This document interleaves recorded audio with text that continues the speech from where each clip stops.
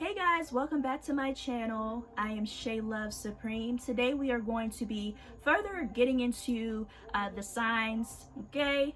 We're going to talk about some more astrology, all right?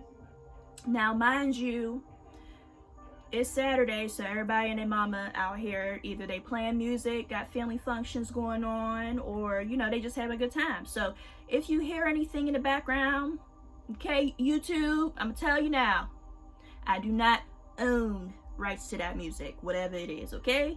That is my neighbors, all right? That's all I got to say.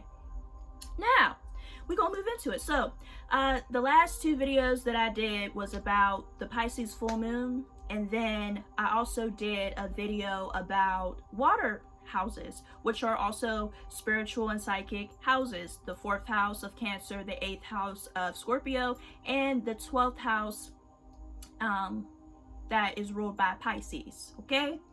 Okay, so we're just going to keep the theme going, and we're going to talk about our earth houses today. Now, our earth houses can be depicted as our material houses, like material gain, the 3D, and different things of that nature. Also, these can be seen as like wealth houses and how wealth is built, you know? And I feel like it's very important because people all the time want to know about, you know, how can they make more money? How can they make a sustainable life for themselves? How can they, you know, be the best and well off, especially when it comes to finances, you know? So I feel like it's important to talk about this. And then also to mention this as well, earth signs as well are seen as their energy is feminine, believe it or not. It's feminine because when you think about Mother Earth is feminine, and this whole planet itself is feminine. Yes. We are definitely in a phase now of phasing out the toxic masculinity and people who are toxic masculine figures, and we are rebalancing the scales as far as matriarchal figures go, and really bringing balance and peace between feminine and masculine energy. And I'm not just talking about biology terms as far as man and woman. I'm more so talking about the energies, you know, because masculine is like action oriented, speaking, different things like that, where it's output of energy, right? And feminine is more so receiving and being receptive to energy, being able to receive in order to give, different things like that. You know what I'm saying? So yes, we're definitely shifting back into the original ways that Mother Earth used to be, and as far as like societal norms used to be as well. You know what I mean? Our societies were more so ruled by feminine or matriarchal figures, and the women were definitely revered more to be of counsel that was wise, that was of knowledge, that was of, you know, to be of great importance in consults in order to make decisions. I'm just saying. Okay? So yeah, don't be surprised if, you know, more women in the next coming decades really become more influential figures and different things of that nature. Really and truly, we still are very much so influential figures. We just aren't put at the forefront of things. But really and truly, you know, the driving force of why people do the things that they do is for, of course, love, of course, money, of course, this and that. But the primary thing is women. You know, men do a lot of things for women, whether it be subconsciously, consciously, or just, you know, they just willy-nilly doing stuff. You know, a lot of these things are to captivate the energy or to receive attention, which is also energy from women. So yes, don't debate me about it. Don't debate me. Or you can, if you want to do that. Leads me to my next point. Definitely, if you guys have any questions or anything of that nature, make sure that you comment down in the comment section. Is definitely open. You know, we keep it respectful, we keep it neutral, we keep it, you know, if you have any questions about your placements or your birth chart or anything like that, please let me know. Or any questions about my services and stuff, you know, definitely email me at blossomcentral at gmail.com. Yes, blossomcentral at gmail.com. Not the remember. I had to remember. Because there's so, you know how you do a lot of stuff and you got all these emails. So I had to remember. And then also, since we're here, definitely visit www.blossomcentral.com. That's blossom with a U, not a O, blossom with a U. Okay? So that's BLOSSUM central.com. Okay? Visit that site. That is my website. That's my business. I give natal birth chart readings for tropical, which is Western, Vedic, which is sidereal, and then lastly, the draconic chart, which is the chart of the soul. So I have different, you know, variations of interpretations of natal charts. Definitely check those out. Definitely check out my Reiki, Mercury retrograde. Please check out my Reiki services as well, okay? And also I have consultations on there as well, as far as like, say if you are going through something that you want to talk to somebody about, and you want a confidential source and just advice, or just somebody to just vent to, definitely check that out as well. I have all those services listed on blossomcentral.com. And so we're just going to further get into it, okay? So we're going to give a brief dissertation of what the energies of each of these earth signs are, and then we're going to just get into the notes, and then we're just going to conclude, okay? That's what we're going to do. So we already said that these earth signs are feminine, but what earth signs are they? Which ones are they? You'd be surprised, okay? These earth signs are Taurus, Virgo, and Capricorn, okay? These are our earth signs of the zodiac. Also, these signs, as far as Taurus rules the second house, okay? And then Virgo rules the sixth house. I don't know. And then, lastly, Capricorn rules the 10th house, okay? All five of them. All five on both. Yeah. So, with that being said, we're going to just go ahead and talk about what each house represents. But before we do that, I'm gonna just talk about these little notes here. So all of them are feminine energy, like I had said before, but they all interpret different types of feminine energy, because you know energy is very fluid and there's no black and white for everything and everyone. Okay, so also with this feminine energy, in the tarot itself, all of earth signs represent pentacles. When you see like 5 of Pentacles, 6 of Pentacles, 7 of Pentacles, 8 of Pentacles, etc., etc., right? They're talking about earth sign or earth energy. So say you're doing a reading and you want to know something about, I don't know, certain opportunities coming in, or where this opportunity is coming from. Sometimes earth energy could come forth telling you about different money opportunities, right? It could also tell you about different people who are coming in your life who are a solid resource.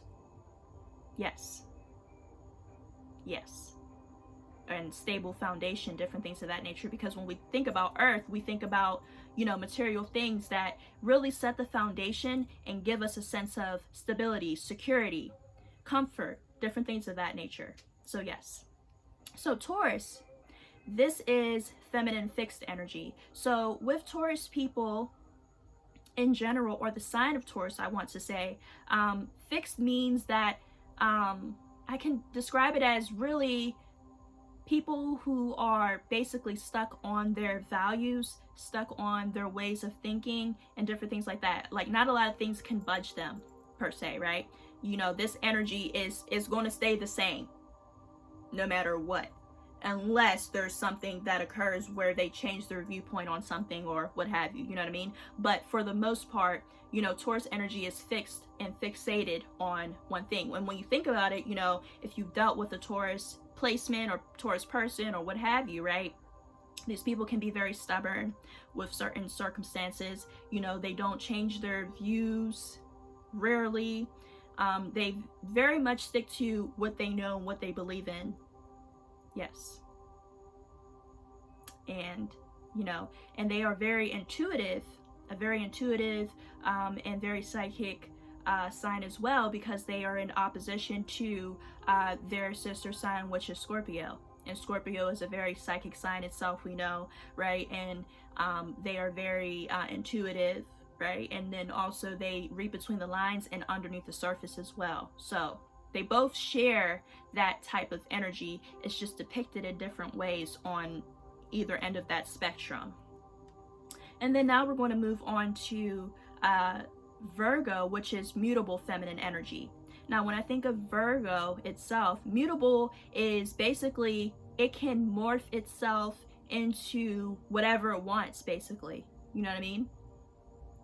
To me, at least. If you disagree, comment down below. But yeah, I think of the sign of Virgo as being of service, right? Not of servitude or of slavery, but more so being what a person, place, or situation needs at the time. So Virgos are able to morph and transmute the energy in order to be what they need to be for a person in a certain circumstance, situation, or anything, really. Their energy of mutableness is being able to move fluidly through the energies, and then also being able to break up energy, you know?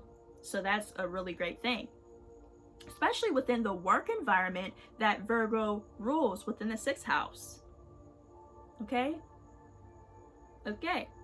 So we're going to move on lastly to our little note of Capricorn. So Capricorn is a cardinal feminine energy. So cardinal is really those signs who work, okay? They work, they get to the nitty-gritty. They make actions, you know, they make a plan, they have a strategy, and they get to it. You know, we know our good Capricorns out here, they know how to get to a bag. Okay, if there's anything, they know how to get to a bag. But not only that, people don't realize that Capricorn people kind of, to me, share very similar energy to Scorpio. You could disagree, but if you met one and you met the other, you would agree. I'm just saying what I know and what I experience. But what I mean by that is they're a very intuitive and receptive sign, and they are very goal-oriented. Excuse me. They are also very calculating within everything that they really plan out and go through. Like if they have a specific thing that they want to do, they plan from top to bottom. But not only that, but they're able to put in that work throughout, shoot, you could say 5 years to 10 years to 15 years. They will put in that work in order to see it blossom from the top, well, actually from the bottom to the top. You know how they say started from the bottom, now we here? I don't own copyrights. You know how they say that? You know how Drake said that? He ain't lying. He probably was talking about a Capricorn. Shoot, he probably got a friend who's a Capricorn, because you know Scorpios and Capricorns love that money. They sure do. I mean, Taurus do too, but you know, we ain't gonna talk about all that. We ain't gonna talk about all that. We just gonna say what we said. I said what I said, okay? Also, Capricorn rules the 10th house, right? So this is something that is legacy. They are willing to put in the work because they know in the long run of seeing the bigger picture, like, okay, I put in all this work these years. I don't mind doing that. I don't mind sacrificing. I don't mind putting in all that work because I know that I'm going to leave a legacy behind. And whenever it's time for me to stop working and doing my thing and for me to sit back, I got my children, I got my family to be a part of the business. You know, they are definitely type of people or type of sign with the placements, right? To have a family business and to have it keep on running and keep going and keep that fluidity and flowing and is it lucrosity? That ain't the word. Keep that wealth flowing, okay? Y'all know what word I was trying to say. I don't Mercury retrograde, okay? We just gonna blame it on that. But yeah, they are definitely the builders. They don't mind putting in that work. They don't mind, you know, spending decades to get somewhere, you know, because they know they're going to get there, you know, because the sign of Capricorn is who? They're the goat, okay? They are the goats, meaning greatest of all time, okay? Okay. My Capricorn placement, I already know it. And I had to balance my feminine and my masculine energy to be able to receive, because I be like, let's get it popping. Why ain't this working? Why ain't this going? I need it to, but then they said, you got it, I said, all right, I'll sit down. I ain't gonna like it though, so here I am, talking to y'all, okay? Okay, that's another story, all right. So yeah, I also wrote building wealth based upon values within, right? You're building your values in the second house within. That reflects outward within the second house. So really and truly, when it comes to money, finances, and everything, if you ain't feeling good on the inside, your inside reflects the outside. And then it also reflects how you can attract certain things to you. If you feel like you are deemed as worthy as accepting those things or being of value to receive those things. Yes. So yes, you are also building wealth through routine, health, daily habits, seen in the 6th house of Virgo, and then all that contributes to your legacy in the 10th house of Capricorn. So that's wealth. That wealth and what can be valued does not just equate to money, okay, or finances. It can also be whatever one deems to be valuable in life, okay? Yes, because it's not all about money, because sometimes it's about somebody's peace of mind, about somebody knowing that things are taken care of, knowing that they are stable within their life. They good with that, and that's what they value, and that's what they love, okay? It depends though. You know, one sense of comfort, one's role within being of service, or how someone will be viewed within their legacy when they are, you know, transitioned on to the next dimension, okay? These are certain things that we should think about or to consider within the earth houses. Yes. So we're going to start with our Taurus notes, then we're going to move on to our Virgo notes, and then we're going to finish off with our Capricorn notes. I think this is going pretty well. Y'all think it? I think so. Okay. All right, so the second house of Taurus, this represents values, sense of self-worth in a person, their possessions, everything that you own, everything that you want to possess, you know, your desires as far as like material things, right? And then also how you attract money within the second house can be seen here. So the second house is ruled by Taurus, whose ruling planet is Venus. Yes, the planet of love. And really, Venus itself represents, you know, the finer things in life, sweets, okay, because we all love, well, all of us used to love sweets, and then we had to stop because of, you know, some things happening with the dental, but okay. And then also the sign of Taurus is the sign that rules all of the 6 senses. You know how they say 5 senses? Well, I say 6 because Taurus is a very psychic sign, like I said before. So this includes, you know, smell, touch, taste, hearing, sight, as well as, you know, the 6th sense of, you know, having all of those combinations of senses, right? And being able to sense the known and the unknown, the seen and the unseen with certain things. Yes. And then another thing we're gonna say, Taurus people, they love comfort. They love certain types of exquisite paintings, food, everything that really ignites the senses. You know, they love to smell good, they love to look good, you know, they love, you know, pretty men or women who smell good, look good, different things like that. You know, things that give them a sense of comfort, things that give them a sense of, ooh, yes, this is nice, that kind of thing. And you know, a Taurus loves to be in their house. Sometimes, some of them do, depending on their placements, but a lot of them love to be in a nice, beautiful house with amazing, exquisite food, putting their feet up, okay, having a little bit of wine, that good wine, okay, not that little nasty dry stuff that some people be drinking. No offense,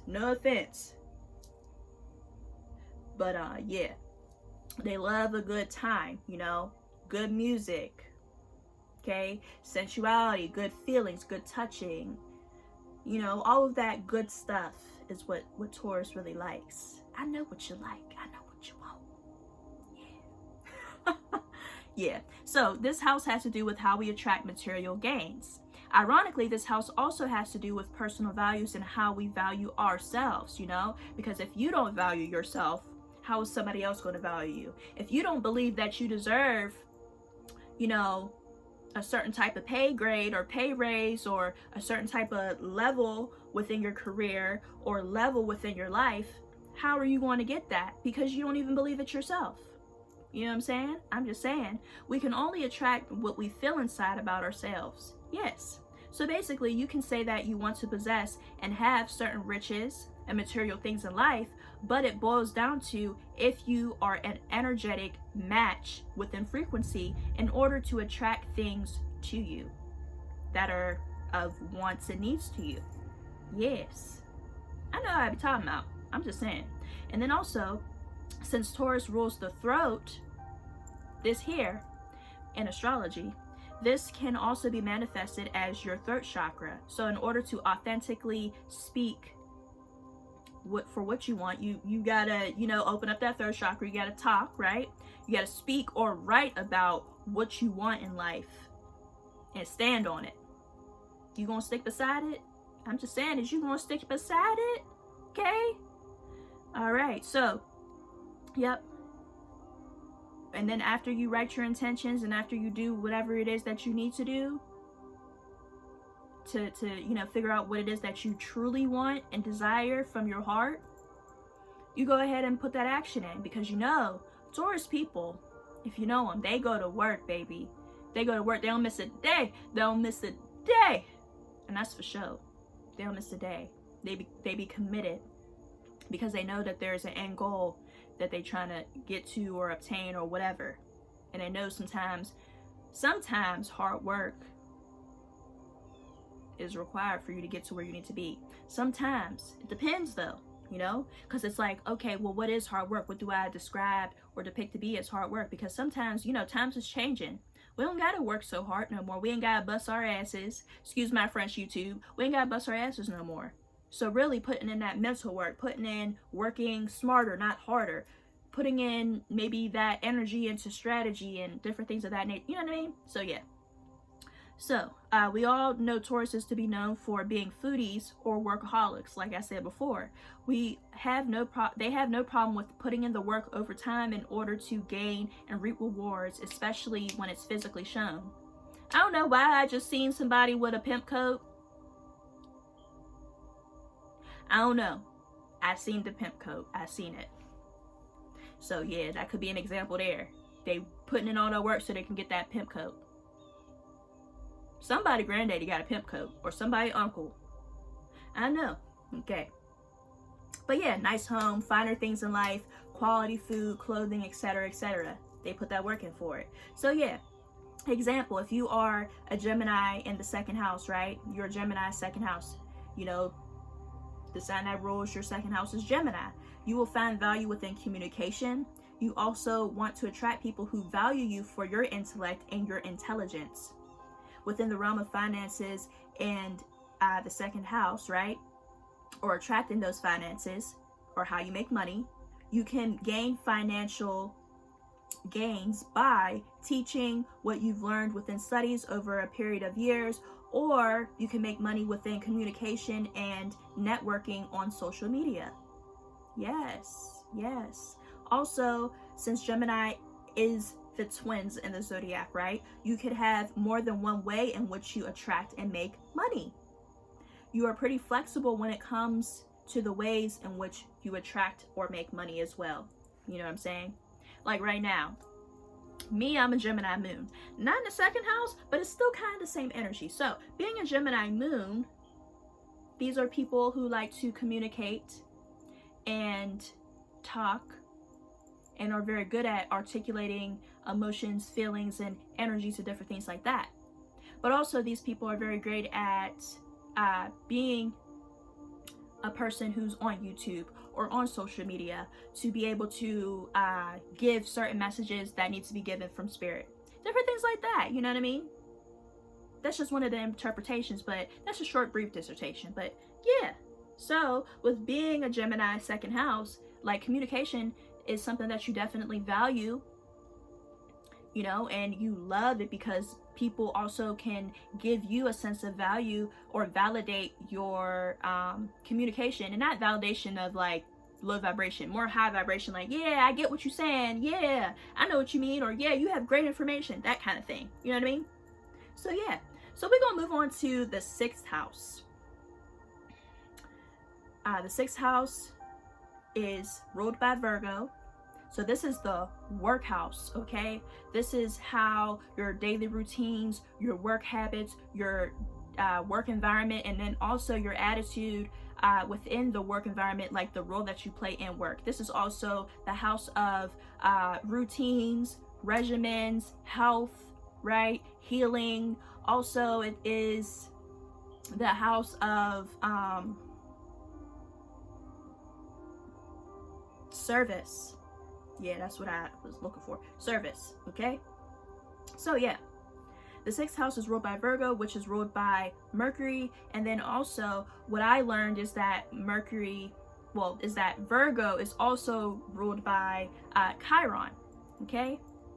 Mercury, which is the planet of communication, the planet of, you know, how one's thought process goes, how one thinks, and different things like that. And then Chiron, which is the wounded healer, as seen as it has been seen in astrology or the history of astrology. But I see Chiron kind of differently than other people, because how people say you're a wounded healer, I feel like that narrative can definitely change, because instead of you know, adapting that role of being wounded and healing others, you can definitely adapt the role of being able to heal yourself with that same energy once you realize what exactly it is. You know what I mean? So yeah, the sign Virgo is seen as the healer itself, or being of servitude, being that very analytical person, being that very level-headed person, being that person who keeps everything organized and running smoothly. You know what I mean? And people don't realize this, but some Virgo people or placements in Virgo can be very much either a hypochondriac in relations to health, or can be very much a worrywart, which is pretty much related to being a hypochondriac, depending on the placement. Just saying, I have some of those placements, so I know what I'm talking about. Okay. So the sign of Virgo is seen as being the healer, with Chiron ruling the sign. This could be seen as the wounded healer, essentially being the person that is able to fix certain things, situations, and people, but not feeling like they can heal or help themselves in some cases. Yes. Being mutable means being able to merge spiritually and analytically, and being what is needed to be given at the time. Okay? So depending on the time, the circumstance, the situation, they're able to be what people need them to be and be there of service. So in the work environment, it just makes so much sense, because, you know, sometimes you need to be a cashier, sometimes you need to be in stock, sometimes you need to be this and that, and Virgo can do it all. Okay? Especially with their work ethic, they can do it all. Okay? And this contributes to all of the material gains, because this is your attitude and how you deal with your work environment, and how you end the place that gives you the check, depending on what placement it is. Because, you know, not all of us are meant to work for someone else. A lot of us are meant to be entrepreneurs, especially in this age of Aquarius. I'm just saying, a lot of us are meant to explore our own individuality and make money off of our gifts and our talents. Yes. Like right now, I am of servitude. This is my job right here now, and I am being of service. Yes, I am. Okay. All right.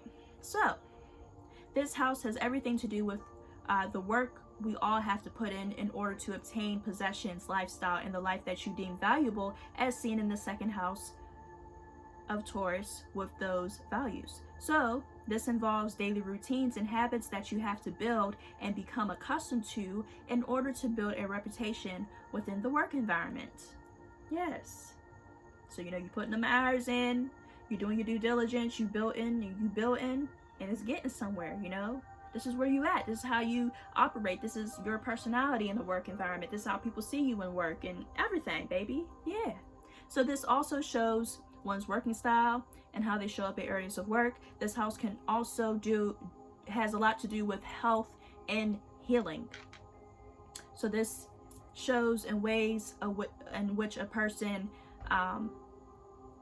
puts routines and deals with routines and different things like that, and also what they have to do in order to maintain a healthy lifestyle, healthy regimen, you know, whether that be working out, diet, health, all of that good stuff. And then also in turn, my words, in turn it affects the way in which they show up in the work area. You know, health is truly wealth, literally and figuratively. Yes, because think about it, if you are not taking care of yourself, how can you show up to work every day? And if you can't show up to work every day, well, how are you going to maintain or even get access to those material things that you want in the second house? You know, if your foundation, which is your health, is not the greatest, how are you going to maneuver and be the best person that you can be? Good question, right? I know. We shall all explore that within our own journey. Virgo is to be seen, Virgo is seen as being ruled by Mercury, which represents intellect, the mind, the thought process, the gut, and the intestines. But also it is ruled by Chiron, which is the wounded healer, which we also talked about, of not only being the wounded healer, but changing the narrative and being that healer, that self-healer that you can definitely be. You know, once you recognize the patterns, once you recognize certain things and get the energy of that sign that rules your sixth house, you're good to go. Easier said than done, but once practiced and made in a routine and a regimen within the sixth house, you onto something. So within this house, depending on the ruler that rules your sixth house, it can show the roles of service that you provide to others, but it also can be ways in which you have found healing yourself, or in ways in which you need to receive healing within the mind, the body, the soul, and emotions. So this could also be depicted as, what I do for clients is show them also, like, you know, if somebody needs therapy or needs to check in with themselves and get therapy to do that, to check in with themselves and make sure that they're okay mentally, physically, emotionally, I definitely will mention that to them if I see that, because that's so important. You know, how are you going to function in society if you're not even able to have time to yourself or a day to yourself where you go to therapy, you get a massage, you read a book, or you just go ahead and go on to sleep and get that rest that you need? How are you going to be your best self and be in wholeness if you don't even take time to sit down in your feminine energy and receive? Okay. Now, example, if you have a moon in the sixth house within the sign of Aries, so Aries moon in sixth house, your mother could have influenced the career field that you are in now. So basically your work environment or anything like that, she could have influenced that, why you wanted to take on that line of work. But also your emotions can affect everyone within your work environment, which is something to be very aware of, you know, because we all know we are around our coworkers every day and we pick up on their energy or they pick up on our energy. You know what I'm saying? So being in the sign of Aries, you are fierce and fiery and a go-getter within work. And you may prefer to work alone and get things done within a timely manner. Okay? You might feel like everybody's on your time. I'm just saying. You might even prefer to work alone for this same reason. You like, you know, I don't need nobody in my way. I need to do my thing. I need to do my job, or I need to get this business done, and then I'm out. Okay? So moving on to the next point, you may have an entrepreneurial spirit within. You know, these people could be very much so entrepreneurs or entrepreneurs. Excuse my French. All right, so if you are working with other people, it could be something that's rather burdensome for you in some cases, for some people who have Aries moon in the sixth house. People can see you as selfish in some areas of work. I don't know, it might be a pizza party and you get all the pizza. You don't say nobody a piece of pizza. You could be one of them people, Aries moon in the sixth house. I'm just saying. You may be the person to get things done right the first time around, okay? In realms of health, it is important to be drinking a lot of water because you could be prone to headaches, especially if you are moving too fast in life and neglecting your health and your you time. Working out and doing active things such as kickboxing could be a great way to blow off steam, and also to keep the body and the blood flowing. Okay, because Aries rules the head and also the blood. Okay, mental health check-ins are very important because it's your head, right? And it's Aries moon in the 6th house. And then also since the moon is in the 6th house as well, and the moon naturally rules Cancer, right? And that naturally rules your upper stomach, it's also important for you to limit the amount of, because it just came to mind, limit the amount of spicy food that you eat in, and really pay attention to your head and your gut, because you know your first brain is in your stomach and your second brain is in your head. So keeping balance between those two things. Yeah, making sure that you have good gut health, good stomach health and everything, and lowering that acidity in the foods that you eat is really important too. Yeah. Now we're going to move on to the 10th house, which is our last house, baby. We almost 40 minutes in. But it's all right though, because I like talking to y'all. I like the dialogue, you know what I'm saying? Love the feedback. Definitely comment below. Okay? Definitely visit my website. Okay? We're going to get it popping, okay?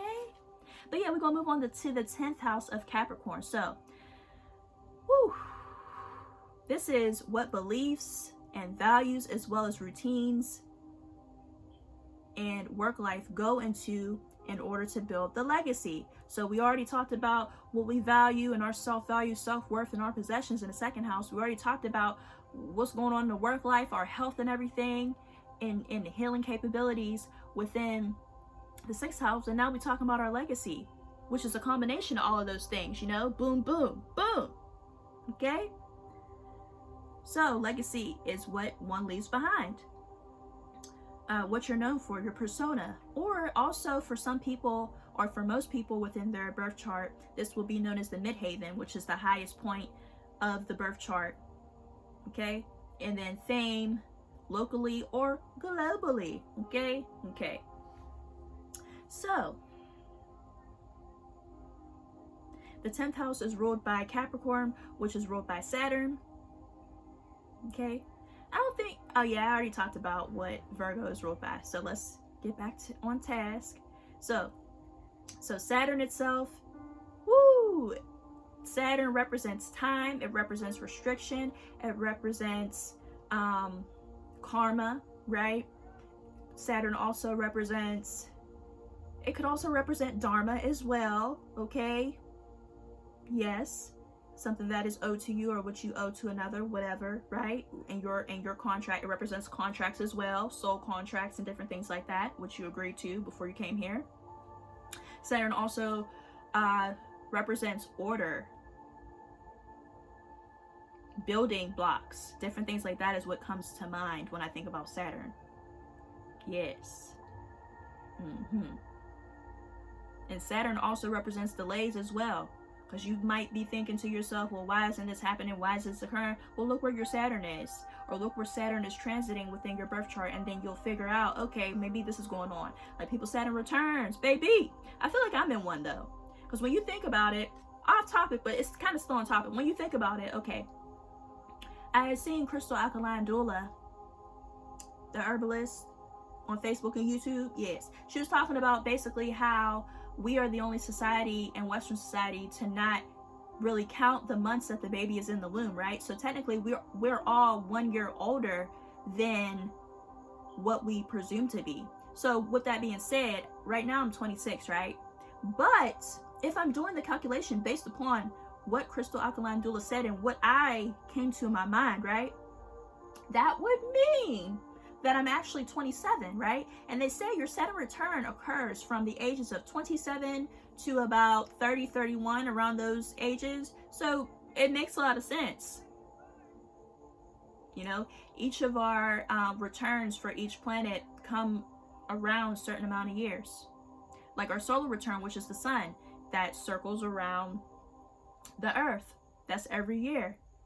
You know, and then we say our solar return for our birthday because we are in a society that's more so masculine based. So that would change things if we was ruling our birthdays around Venus or Mars, or, but yeah, let's get back to on topic, because you know I will go somewhere else, baby. We almost done. All right, so this house can be known for being the midhaven, which is true for most people depending on the person. The midhaven is also known for being the highest point or destination within the chart as far as career. This is the career house. It also makes sense because for a lot of people in their career, you know, their career is something that they very much so value a lot. A lot of people, and more people nowadays, value, you know, their career and what they represent and what's going on in their persona and what they're leaving behind, more than they care about, you know, family values and different things like that, depending on the person. And some people care about both things because those things are intertwined for some people. So it really depends on the placements. But yeah, this is the career house. And yeah, in order to reach the intended destination or to fulfill career needs, one has to have a foundation of values in the second house and beliefs, right? And then also routines and habits as seen as in the sixth house. And then also this all contributes to the overall goal in time. Capricorn is ruled by Saturn, which rules and governs time, like we said before, right? And Capricorn is also a builder sign, like we said before. And this means that everyone knows that success is not overnight, but with time, energy, and tenacity to put in and always yield the greatest results, it ironically can last over time as well. You know, you put in that work, you put in that time, you put in this effort, right? Over amount of years, and it doesn't matter to you because that time doesn't bother you, and you get to where you need to get. Ironically, boom, that legacy is going to be lasting longer than the time that you put in.